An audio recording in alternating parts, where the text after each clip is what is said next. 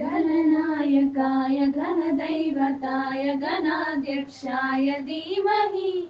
गुणशरीराय गुणमण्डिताय गुणेशानाय धीमहि गणातीताय गुणाधीशाय गुणप्रविष्टाय धीमहि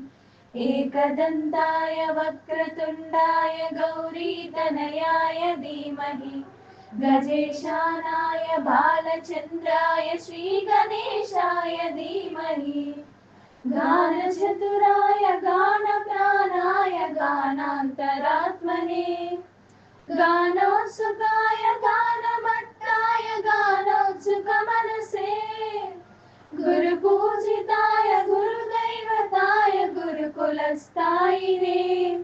गुरुविक्रमाय गुह्यप्रवराय गुरवे गुणगुरवे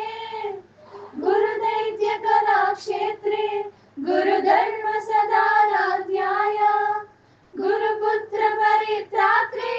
गुरुवागण्डकण्डकाय गीतसाराय गीततत्त्वाय गीतगोत्राय धीमहि गूढगुल्फाय गन्धमट्टाय गोजयप्रदाय धीमहि